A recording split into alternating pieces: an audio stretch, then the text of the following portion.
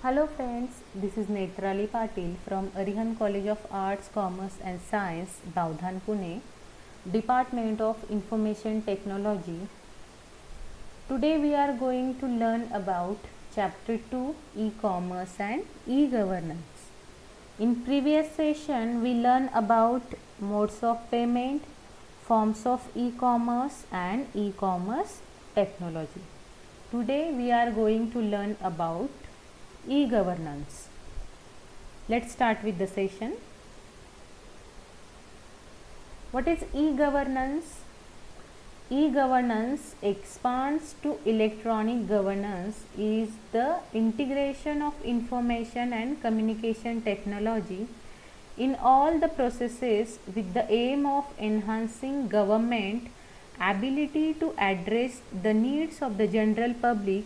The basic purpose of e-governance is to simplify process for all, that is government, citizens, business, for example at national, state and local level. In short, it is the use of electronic means to promote good governance. It cannot the implementation of information technology in the government processes and functions so as to cause simple, moral, accountable and transparent governance. It entails the access and delivery of government services. Okay, and communication in a quick and efficient manner is called as e-governance. Next, there are different benefits of e-governance. First one is reduce corruption, then high transparency, increase convenience, growth of GDP. GDP means gross domestic product, the total value of all the goods and services produced in a country in 1 year is called as GDP. Next one is direct participation of constituents, reduction in overall cost and expanded reach of government. See, through e-governance, the government plans to raise the coverage and quality of information and services provided to the general public by the use of ICT in an easy, economical and effective manner. The process is extremely complicated, which requires the proper arrangement of hardware, software, networking and indeed re-engineering of all the processes to facilitate better delivery of services. Okay, then there are different types of e-governance.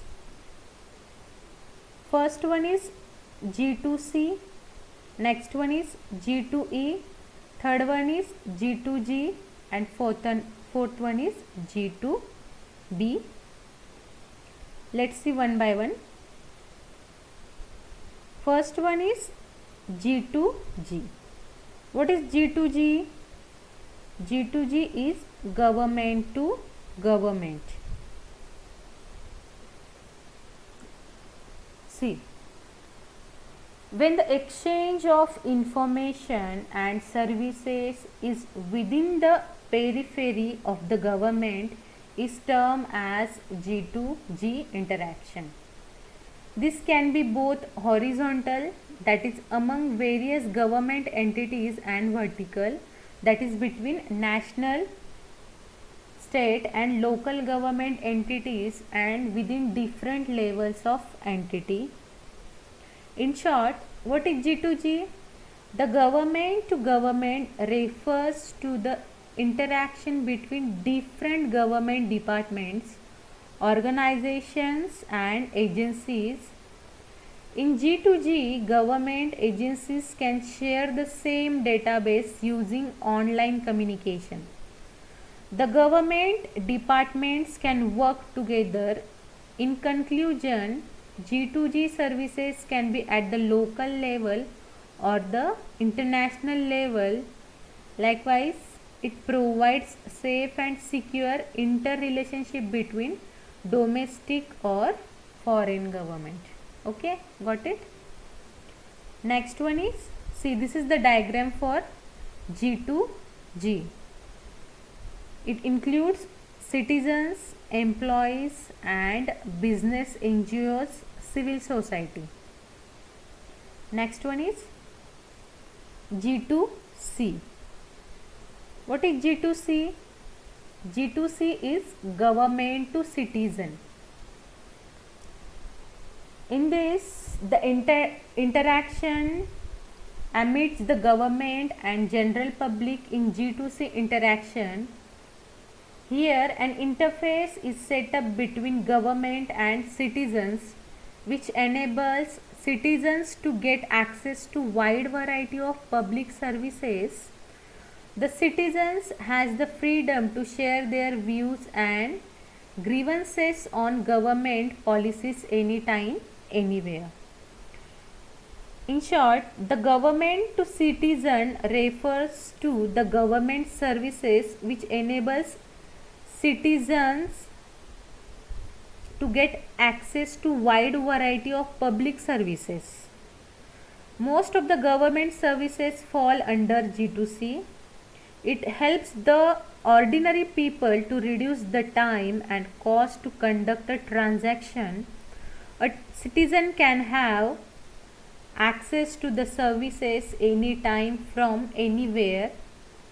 Furthermore, many services like license renewals and paying tax are essential in G2C. It also focuses on geographic land barriers. Okay. See, this is the diagram for G2C e-commerce. Here, website is the interface between government and citizens. Next is G2B. What is G2B? G2B is government to business. In this case, the e-governance helps the business class to interact with the government seamlessly. It aims at eliminating red tapeism, saving time, cost and establish transparency in the business environment while interacting with government. In short, in G2B, the government to business is the exchange of services between government and business organizations. G2B provides access to relevant forms needed to comply. The G2B also consists of many services exchanged between business sectors and government. It aims at eliminating paperwork, saving time, cost and establish transparency in the business environment while interacting with government. Okay. See, this is the diagram for G2B e-commerce. Here again, website is the interface between government and business organization. Next one is G2E. What is G2E? G2E is the government to employees. See, the government of any country is the biggest employer and so it also deals with employees on a regular basis as other employers do. ICT helps in making the interaction between government and employees fast and efficient along with raising their level of satisfaction by providing prerequisites and add-on benefits. In short, the government to employee is the internal part of G2G sector. Furthermore, G2E aims to bring employees together and improves knowledge sharing. Similarly, G2E provides online facilities to the employees like applying for leave, reviewing salary payment record and checking the balance of holiday. The G2E sector provides human resource training and development. So, G2E is also the relationship between employees, government, institution and their management. See, some of the effective examples of successful implementation of e-governance projects are e-Mitra project Rajasthan, e-Seva project Andhra Pradesh. CET is the common entrance test, and one more thing is Digital India. Do you know about Digital India? Digital India is a campaign launched by the Government of India in order to make government's services available to citizens electronically. Digital India was launched by the Prime Minister of India Narendra Modi on 1st July 2015 with an objective of connecting rural areas with high-speed internet networks and improving digital literacy. Some of the facilities provided through this initiative are BharatNet, Digital Locker, e-education, e-health, e-sign, e-shopping and National Scholarship Portal. And one more thing is Umang, Unified Mobile Application for New Age Governance. Mobile app like it is a government's all-in-one single unified secure multi-platform. Then multi-service freeware mobile app for accessing over 1200 central and state government services through smartphones, feature phones, tablets and desktops. It includes services like Aadhaar card, DigiLocker, Bharat bill payment system, then PAN, EPFO services, etc. It also provides utilities like bills payment, education, job search, tax, business, health, agriculture, travel, Indian railway tickets bookings, birth certificates, e-district, then e-panchayat, police clearance, passport, other utility services from private companies and much more. Okay. So getting about what is e-governance, and there are different types of e-governance. Okay.